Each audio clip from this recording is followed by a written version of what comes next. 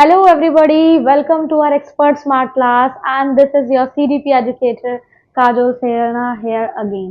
तो my dear students, हमने एक सीरीज स्टार्ट की थी सीडीपी की सीरीज, जिसमें हमने स्टार्टिंग के जितने सिलेबस के अकॉर्डिंग आपके चैप्टर्स हैं बहुत अच्छे से कवर अप किए। एंड आज हम बहुत इंपॉर्टेंट टॉपिक पढ़ने वाले हैं सीडीपी का। सीडीपी एंड पेडागोजी में से अक्सर जो क्वेश्चन पेपर आते हैं उसमें टीचिंग एग्जाम्स में इस टॉपिक से पार्ट जरूर आता है। ठीक है, आज हम पढ़ने वाले हैं आज हम पढ़ेंगे कोलबर्ग की थ्योरी।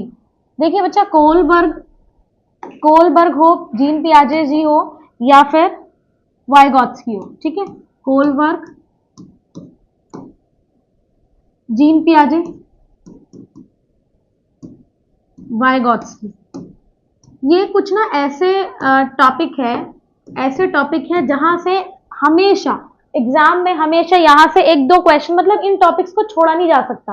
भले ही 1% जो है एग्जाम कंडक्ट करवाने वाले कुछ टॉपिक्स में से ना क्वेश्चन पूछे, पर इन तीनों में से कहीं ना कहीं से क्वेश्चन आ जाता है।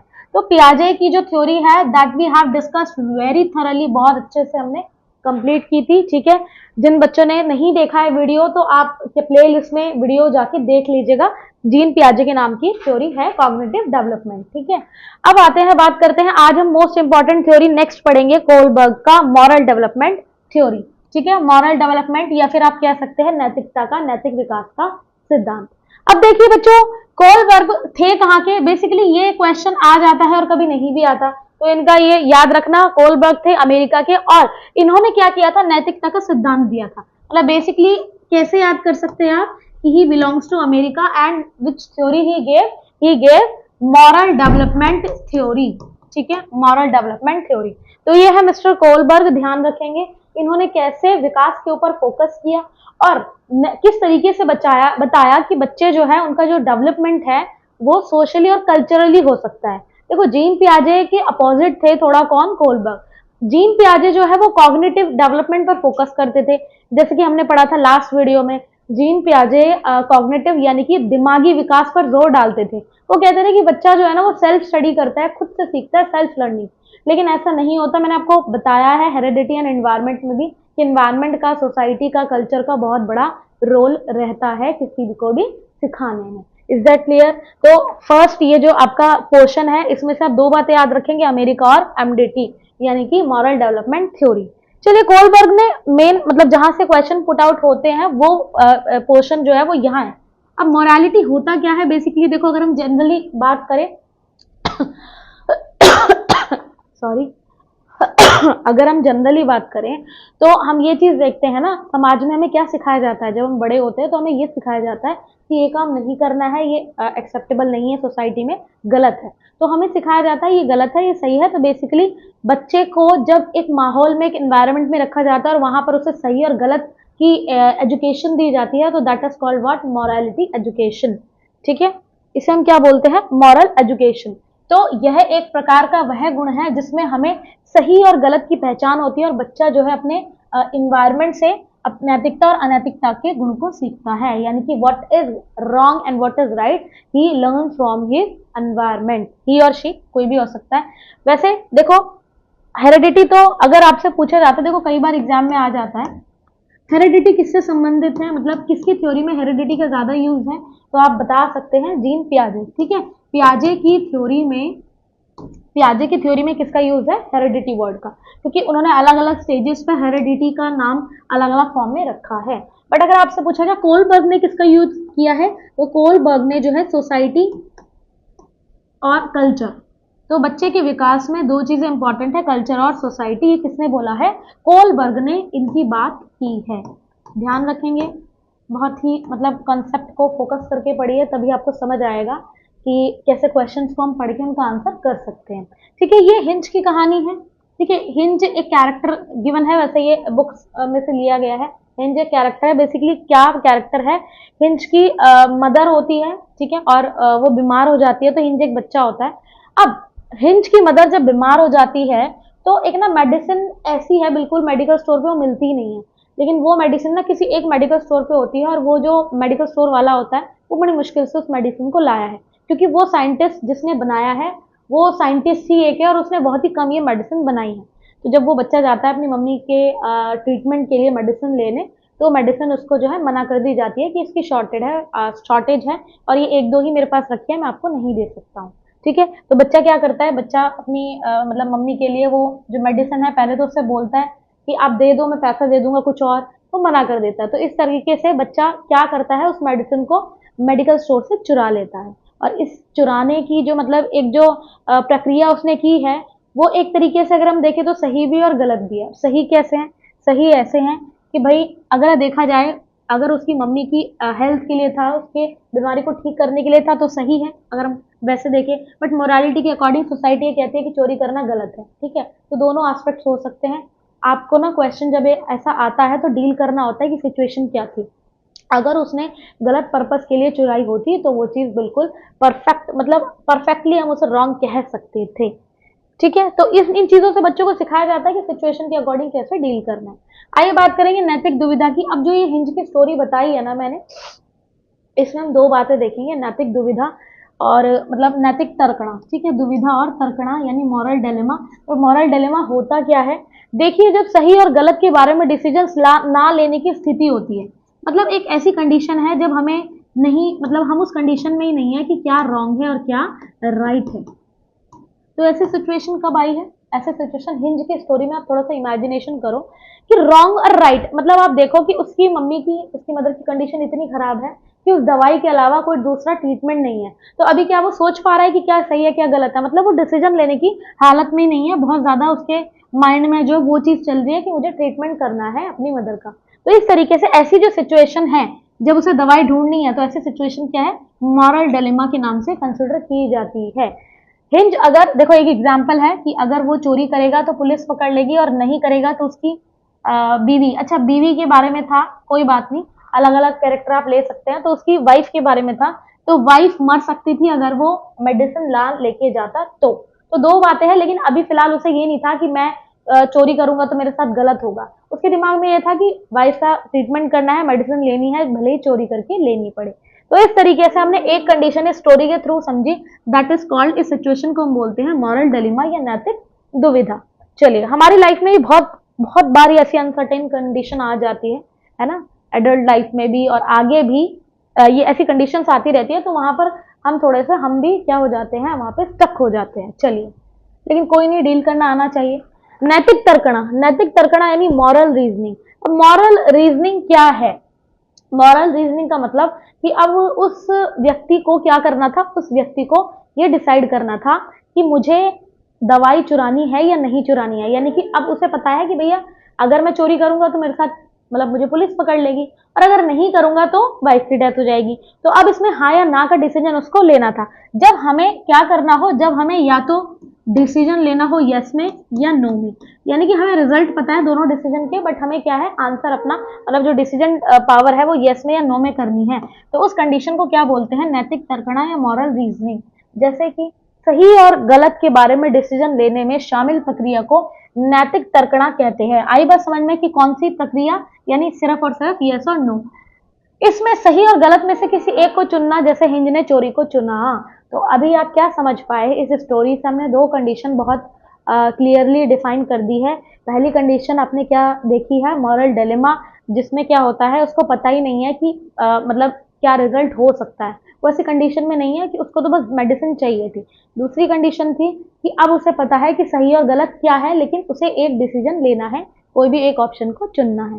तो मॉरल डिलेमा और मॉरल रीजनिंग, आई होप आपको इन दोनों में डिफरेंस बहुत अच्छे से समझ आया होगा।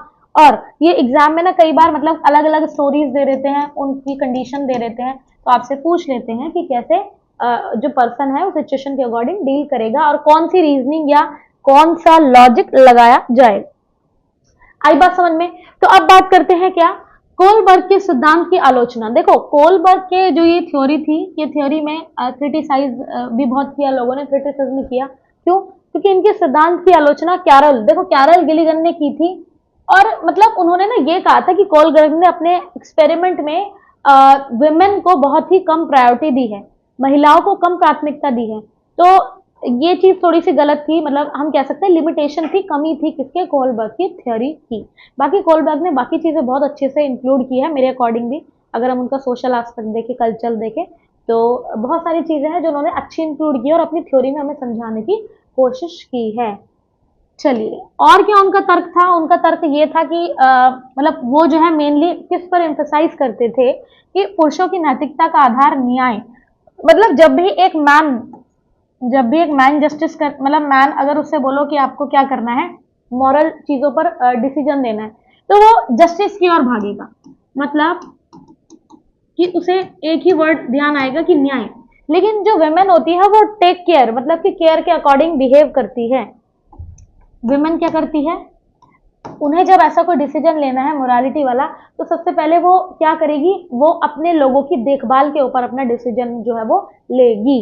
ठीक है, जैसे कि अगर मैं बात करूं, अभी जैसे अगर हम किसी फैमिली का एग्जांपल ले तो क्या होता है, मान लीजिए अब जस्टिस की बात करें तो जो फादर होते हैं किसी फैमिली में, वो ज्यादातर डिसीजन लेते हैं सोसाइटी बायस पे, मतलब सोसाइटी के अकॉर्डिंग कि लड़कियों को ये नहीं करना चाहिए या लड़कों को ये नहीं करना चाहिए, इस तरीके से।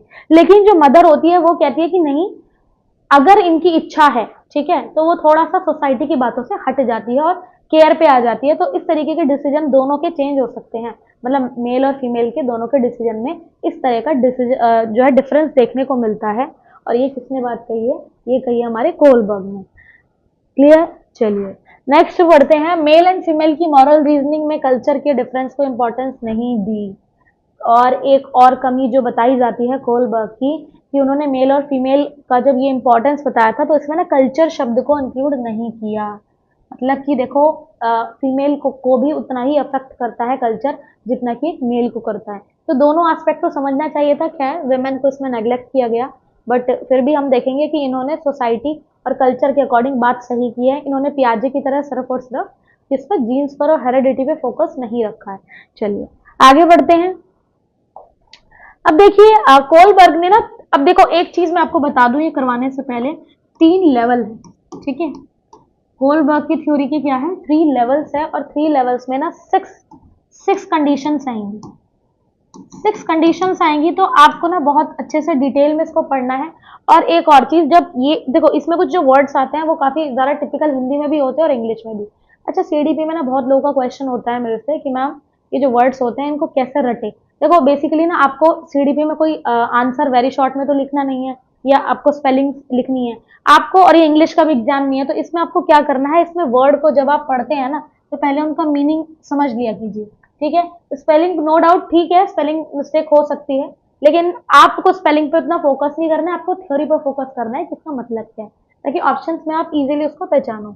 अब फर्स्ट वाला जो ऑप्शन है, मतलब फर्स्ट वाला स्टेज कोलबर्ग ने जो दिया है कि प्राक रूढ़िगत नैतिकता का स्तर।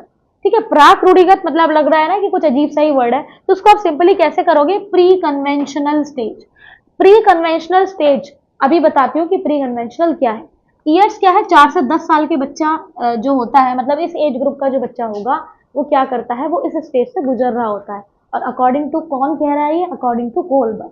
तो अब उसने क्या मतलब वो क्या कहना चाहते हैं कि इस स्टेज में बच्चा क्या करता है, नैतिकता शून्य होती है। मतलब आप एक बात ही मान के चलो कि मोरालिटी जो होती है, मोरालिटी मतलब नैतिकता, 4 से 10 साल के बच्चे से ना आप मतलब उससे आप एक्सपेक्ट नहीं कर सकते कि वो उतनी ज्यादा समझ रखेगा कि समाज में चीजें क्या है। मतलब उसको नहीं पता, उसको ये पता है कि भैया मैं हूं, और एक बार को ना मम्मी पापा बोलेंगे कि बेटा ये करना गलत है मत करो, वो करेगा। उसको पता ही नहीं है कि क्या ये सही है या गलत है। तो अपने एंजॉय वाले टाइम में है, अपने आप में है, वो उसको दुनिया की समझ नहीं है, उसको नहीं पता कि सोसाइटी में गलत सही क्या है।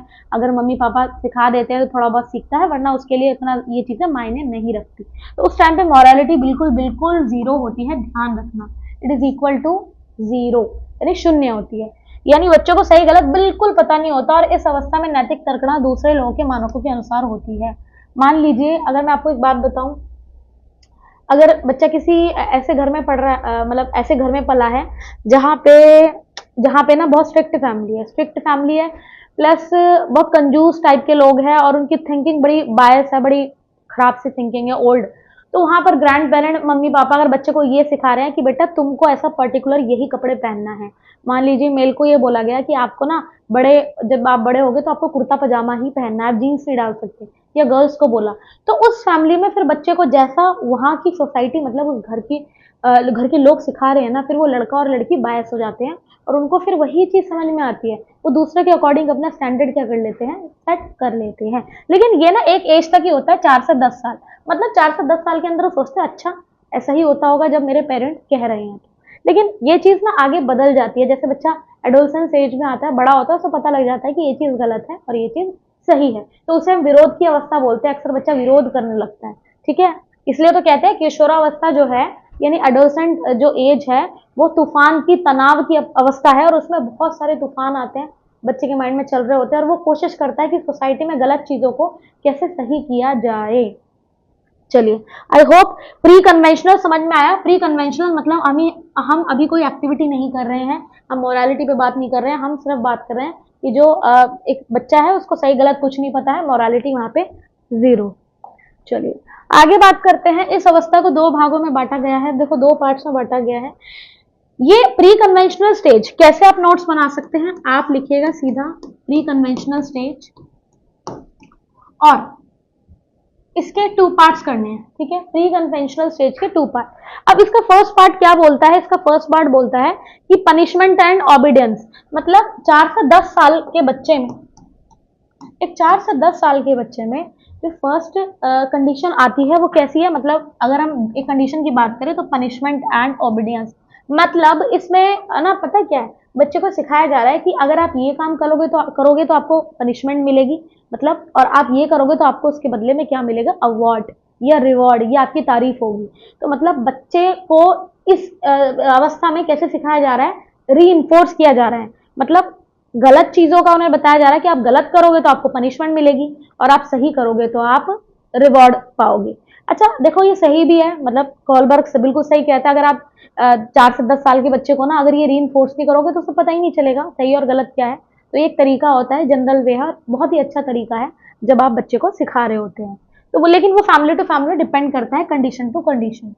अब हिंज ने चोरी की तो बच्चों ने सोचा कि अगर वह चोरी करेगा तो उसे सजा मिलेगी, ठीक है, बात ठीक है। हिंज ने जो मतलब क्या चुराया था, उसने मेडिसिन जो चुराई थी, तो बच्चे के अकॉर्डिंग चुराना, देखो 4 से 10 साल की एज में बच्चे ने ये देखा कि चोरी हो गई है, तो चोरी की है तो ऑब्वियसली बात है पनिशमेंट पाएगा।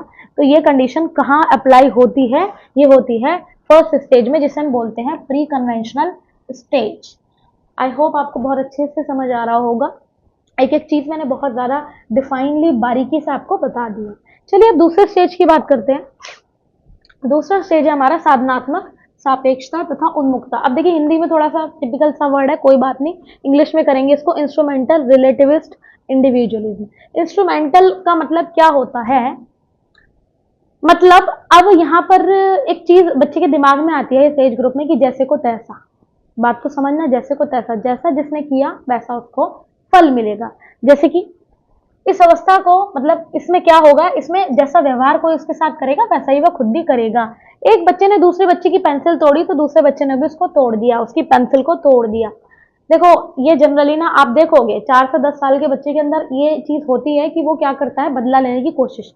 मान लीजिए सामने वाले ने थप्पड़ मारा तो वो भी पलट के क्या मार देगा, थप्पड़। तो जो सोचेगा नहीं, वो ऐसी कुछ चीजें नहीं सोचेगा, क्योंकि उसको एकदम एक्शन रिएक्शन वाली चीज उसके साथ होती है और बच्चा मोरालिटी पर नहीं होता उस टाइम। मैंने क्या बताया, मोरालिटी नैतिकता उसके दिमाग में नहीं होती, उसे बस बदला लेना होता है। तो ये दूसरी स्टेज है, मतलब कि 2 टाइप से बच्चा बिहेव कर सकता है। पहला हमने सीखा कि बच्चे को बताया गया है कि पनिशमेंट और तारीफ, मतलब कि बच्चे को आप कैसे सिखा सकते हो पनिशमेंट और तारीफ।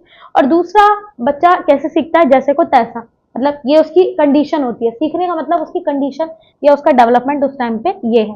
खैर जब 10 साल के बाद बच्चा बड़ा होता है तो उसे पता लगता है कि क्या वाकई गलत है और क्या वाकई सही है। चलिए तो प्री कन्वेंशन की 2 स्टेज पढ़ ली हमने, ठीक है। अब सेकंड जो स्टेज है रूढ़िगत नैतिकता का स्तर, यानी कन्वेंशनल स्टेज। देखो पहला था हमारा प्री कन्वेंशनल, ठीक है, प्री कन्वेंशनल। दूसरा था the second one is conventional. देखो कन्वेंशनल की, अब ये जो कन्वेंशनल स्टेज है इसमें क्या टाइम पीरियड होता है, 10 से 13 वर्ष। यानी 10 से 13 साल का बच्चा क्या करता है कि जो बच्चा दूसरे लोगों के मानकों को अपने अंदर, मतलब वो क्या करता है, दूसरे लोग जो बोलेंगे ना उसको, वो उसी को ही सही समझेगा। मान लीजिए अभी तक तो ये था कि उसको कुछ पता ही नहीं है, 10 साल तक वो अपने अकॉर्डिंग चल रहा है। अब 10 से 13 साल के बच्चे में आप जो भी मैंने ये बात बताई आपको कि मेल और फीमेल के कपड़े वाली, ये आप इसमें सेट कर सकते हैं कि भैया 10 से 13 साल के बच्चे को आप ये समझा रहे हो अपनी फैमिली में कि लड़के को ये करना चाहिए, लड़की के कुछ ये लिमिटेशन है। तो ये इस टाइम पे ना बच्चा सोच रहा है अच्छा वाकई है, चलो। तो 10 से 13 साल का बच्चा इतना दिमाग नहीं लगा रहा है कि ये गलत है ना, ठीक है। जेंडर बायस क्यों बनाते हो? जब सोसाइटी इतनी आगे बढ़ रही है तो ये फिर एक फैमिली में ऐसा ये सब चीजें रूढ़िवादी है ना। तो इस चीज को ना अभी बच्चा मतलब सोच इतना लेवल पे नहीं सोच पा रहा है जितना गहराई में जाना चाहिए। तो 10 से 13 साल का बच्चा जैसा दूसरों ने बोला, स्टैंडर्ड डिसाइड कर दिया, वही मानक उसने अपना लिए और वही बिहेव शुरू कर दिया, ठीक है। तो यहाँ पर सही गलत अभी कुछ नहीं पता बच्चे को, अपने हिसाब से तो सही गलत बोल ही नहीं रहा है। चलिए आगे देखते हैं। अब जो मैं आपको बात बताऊंगी कि उसके लिए सही और गलत वाली समझ क्या होती है। पहली बात, जो कन्वेंशनल स्टेज है, कन्वेंशनल स्टेज इसको भी कितने पार्ट्स में बांटा गया है? 2, ठीक है। हमने देखा था प्री कन्वेंशनल को भी 2 में बांटा गया था और कन्वेंशनल को भी 2 पार्ट्स में डिवाइड किया है। अब इसमें क्या होता है, देखो कन्वेंशनल स्टेज में ना एक, देखो 10 से 13 साल की उम्र में आप क्या एक्सपेक्ट करोगे, क्योंकि देखो एक अजीब सी एज है 10 से 13 साल। इसमें बच्चा ना ही पूरी तरह से किशोर उसमें आता है एडोलसेंस में, तो वो सोचता है कि यार अच्छा लड़का बनना चाहिए या अच्छी लड़की बनना चाहिए। मतलब क्लास में जैसे बच्चे करते हैं ना, मतलब टीचर के लिए ज्यादा वो करने लगते हैं, टीचर के लिए कुछ स्पेशल लेके आते हैं, खुद को शो ऑफ करते हैं कि हम अच्छे हैं। तो इस तरीके से बच्चे अक्सर स्कूल के बच्चे करते हैं और घर पे भी करते हैं। गुड बॉय और गुड गर्ल कैसे? दूसरों के साथ भला बनकर अनुमोदन। देखो अनुमोदन का मतलब यह है कि दूसरों का काम करना या स्पेशली टीचर्स का, अपने पेरेंट का काम करके दिखाना कि हम सबसे अच्छे हैं और हमें जो है एक हमारी तारीफ मिल जाए। तो अच्छा लड़का या अच्छा लड़की बनने की कोशिश की जाती है। और स्पेशल टाइम पीरियड होता है जिसे हम गोल्डन पीरियड भी कहते हैं। जैसे ये जो बच्ची है इसने कुछ अच्छा किया है या कुछ अचीव किया है तो इसको प्राइज मिला है, ठीक है, ये लड़के को प्राइज मिला है। तो अलग अलग चीजें हो सकती है। यानी कहने का मतलब कि इस एज में बच्चे को थोड़ा सा अपने अंदर के उसको तारीफ सुनने की चाह रहती है, ठीक है, कि मेरी तारीफ हो और मेरे बारे में भी लोग बात करें। आई बात समझ में? हालांकि 13 साल के बाद ये चीज थोड़ी कम हो जाती है। चलिए अब इसके बाद ये तो था एक पार्ट किसका, हमारा कन्वेंशनल स्टेज का। हम नेक्स्ट पढ़ते हैं नेक्स्ट पार्ट यानी कि सेकंड पार्ट। ध्यान से सुनो, कंफ्यूज मत होना, ठीक है। पहले हमने कन्वेंशनल पढ़ा था, उसके 2 पार्ट्स पढ़े, उसके बाद हमने प्री कन्वेंशनल पढ़ा, उसके हम फर्स्ट पार्ट पढ़ लिया है हमने, and the second part we will discuss. तो सेकंड पार्ट ही है किसका? कन्वेंशनल का, ठीक है। ये प्री, ये देखो ये प्री और ये कन्वेंशनल। तो अब इसमें सेकंड पार्ट क्या कहता है कि अब बच्चा लॉ एंड ऑर्डर ओरिएंटेड हो रहा है। लॉ एंड ऑर्डर मतलब कि कानून के अकॉर्डिंग। अब 10 से 13 साल का बच्चा है, ठीक है। अब ये क्या कर रहा है कि बच्चा कानून और सामाजिक व्यवस्था को बनाए, मतलब अब उसे ना ये ट्रैफिक रूल्स की बातें और नियम कानून की बातें सिखाई जाती है।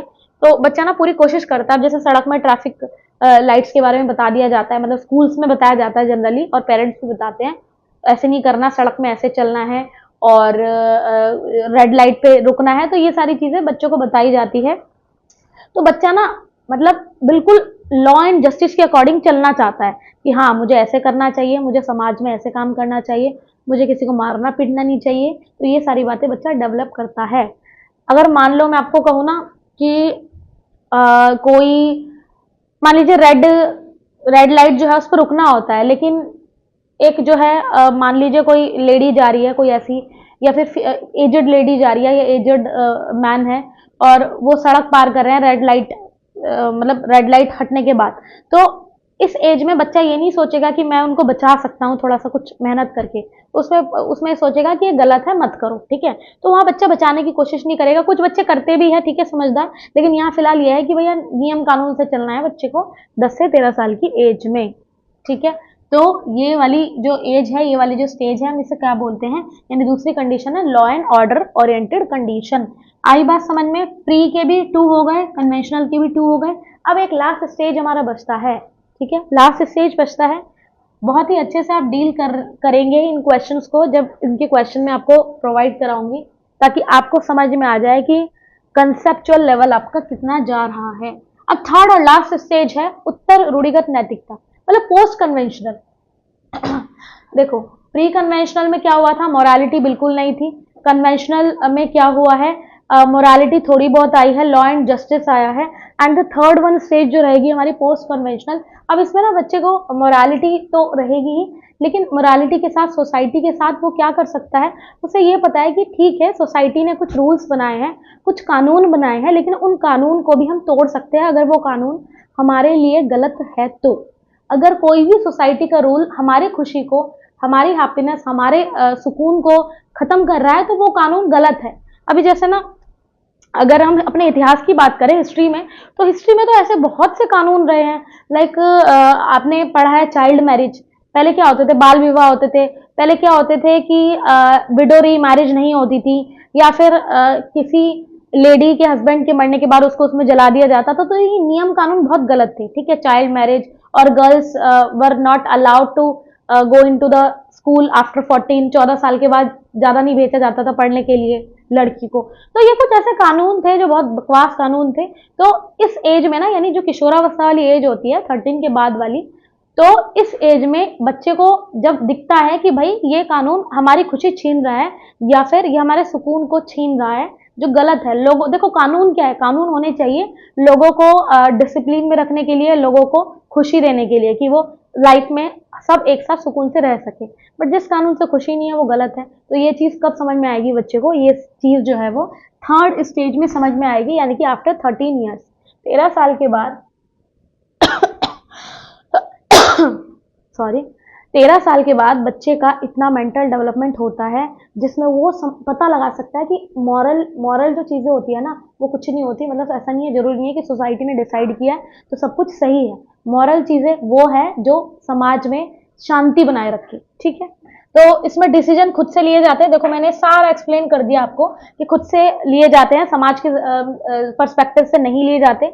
इसको भी दो पार्ट में बांटा है। First one is social contract orientation.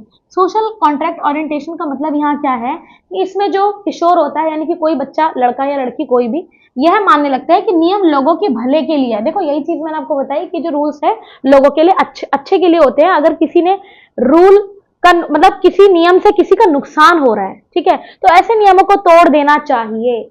मैं दोबारा से कह रही हूँ आपको कि अगर कोई सोसाइटी में कोई ऐसा रूल, कोई ऐसा रेगुलेशन बना हुआ है जो आपको लगता है कि गलत है, तो ठीक है, तोड़ दो उस रूल को, कोई फायदा नहीं है। और आजकल की मॉडर्न सोसाइटी जो पढ़े लिखे लोग हैं वो इस चीज को नहीं मानते। उन्हें पता है कि एक शांति बनाने के लिए, अपने समाज में आगे बढ़ने के लिए आपको बिहेवियर में डिफरेंस लाना पड़ेगा।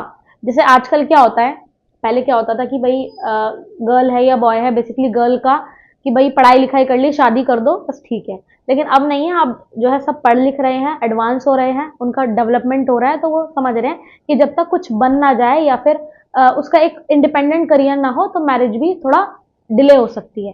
तो यानी कहने का क्या मतलब है कि इस एज में ये सारी बातें सीख जाएगा एक बच्चा। चलिए बहुत अच्छा। देखो अब ये तो था कि फर्स्ट वाला। अब सेकंड बिल्कुल लास्ट है ये, यानी कि थर्ड लेवल का प्री कन्वेंशन हमने कर लिया। इसमें 2 पार्ट्स होंगे, ठीक है, 2 स्टेजेस आएंगे। कन्वेंशनल में भी 2 स्टेजेस आएंगी। एंड द पोस्ट कन्वेंशनल जो स्टेज होगी हमारी, पोस्ट कन्वेंशनल स्टेज, इसमें भी हमारी 2 स्टेजेस फॉलो अप होंगी। 2 स्टेजेस फॉलो अप होंगी, यानी कि फर्स्ट रहेगा प्रिंसिपल ऑफ, देखो फर्स्ट में आपने क्या सीखा कि बच्चे को पता लग चुका है कि what is wrong and what is right, तो वो अपने अकॉर्डिंग मोरालिटी अपने अकॉर्डिंग सेट करेगा, उसको ही फॉलो अप करेगा। लेकिन अब सेकंड में क्या है कि यूनिवर्सल एथिकल प्रिंसिपल, इसमें क्या करता है सॉरी, इसमें बच्चा क्या करता है कि ठीक है दूसरों ने कोई स्टैंडर्ड सेट किया है तो उसको मानेगा एक हद तक, लेकिन जहां पे उसको दिख रहा है कि भाई यूनिवर्सली वो चीज एथिकल नहीं है, एथिकल मतलब वो चीज सही नहीं है, हमारे ऊपर अगर कोई चीज थोपी जा रही है समाज की ओर से या सरकार की ओर से, तो वो चीज definitely it will be wrong, है ना। तो ये चीज को अब बच्चा बड़े लेवल पे मतलब विरोध करता है, बड़े लेवल पे अपोजिशन में आता है। जैसे कि आप जितने हमारे अगर मैं एक एग्जांपल दूं, फ्रीडम फाइटर्स रहे हैं। अब फ्रीडम फाइटर्स में बहुत सारे फ्रीडम फाइटर्स है, लाइक जिन्होंने रूल्स तोड़े हैं समाज के, जैसे हमारे भगत सिंह है, सुखदेव, राजगुरु, चंद्रशेखर आजाद। तो मतलब ये लोग क्या करते थे, ये लोग खुला अपोजिशन करते थे, ये लोग खुला आंदोलन करते थे, मूवमेंट। अब इसमें क्या था कि जैसे अभी कोई भी ये जो फ्रीडम फाइटर्स थे, इनके दिमाग में ये था कि भाई हमारी हमारी सोसाइटी में ना लिबर्टी नहीं है, जस्टिस नहीं है, हमारी सोसाइटी सप्रेस्ड है, पूरी तरीके से सोसाइटी में एक्सप्लॉयटेशन या शोषण किया जा रहा है, ठीक है। और कौन कर रही थी उस टाइम पे? British government. तो उस चीज को मतलब एक एक फ्रीडम फाइटर ने ये नहीं सोचा कि क्या कि मतलब मेरी जान भी जा सकती है अगर मैं गवर्नमेंट के खिलाफ जाऊं, तो गवर्नमेंट के अगेंस्ट जाने पर मेरी जान भी जा सकती है, ये चीज क्या है कोई भी बच्चा नहीं सोचता है। तो ऐसी जो फीलिंग्स आती है, ऐसी जो इमोशंस जनरेट होते हैं, वो किस एज में हो सकता है, मतलब किस कैरेक्टरिस्टिक्स को डेवलप करते हैं? That is universal ethical principles orientation. I hope आपने समझ लिया होगा। इसमें देखो लास्ट लाइन आप पढ़ लो कि किशोर दूसरों के फायदों के लिए अपनी जान पर भी खेल जाते हैं, जैसे हमारे फ्रीडम फाइटर्स ने देश को बचाने के लिए अपनी जान कुर्बान कर दी है, ठीक है। तो इस तरीके से ना कोलबर्ग के हमने बहुत मतलब जितना भी मतलब जिस भी एस्पेक्ट से क्वेश्चन आ सकता है, वो सारी चीजें जो जो यहाँ पे अगर स्लाइड में भी नहीं थी वो मैंने सारी बता दी, ठीक है। तो आई होप आपने नोट्स प्रॉपर बना लिए होंगे। वीडियो को पॉज करके आप नोट्स बना लीजिए और PYQ अवेलेबल करा दूंगी, उससे आप क्वेश्चन सॉल्व करना। बेसिकली ना ये वाला जो टॉपिक है कोलबर्ग वाला, कोलबर्ग वाले में तभी तक आपको मतलब आपकी प्रैक्टिस ना वहां बनेगी जब आप क्वेश्चंस को डील करोगे, क्योंकि ऐसे खतरनाक वर्ड देते हैं ना, मतलब लैंग्वेज घुमा दी जाती है जब इस वाले टॉपिक से क्वेश्चन आते हैं। कन्वेंशनल की जगह कुछ और कर दिया जाता है, तो मीनिंग को समझा करो, वर्ड पे मत जाया करो, ठीक है। तो इस तरीके से हमने ये चैप्टर बहुत अच्छा किया है। इसके बाद में आपको अवेलेबल कराऊंगी वाइगॉत्स्की की theory, that is also most important theory of CDP। 3 theory ना बहुत अच्छे से पढ़ के जाना, एग्जाम में बहुत वेटेज है इसका। पहली है पियाजे, दूसरी है कौन सी? कोलबर्ग, जो आज की हमने, इसके बाद हम करेंगे वाइगॉत्स्की, ठीक है। तो अच्छे से पढ़ते रहिएगा और नोट्स बनाते रहिएगा, प्रीवियस ईयर क्वेश्चन सॉल्व कीजिएगा। बाकी मिलते हैं नेक्स्ट क्लास में। All the best to all of you, thank you so much.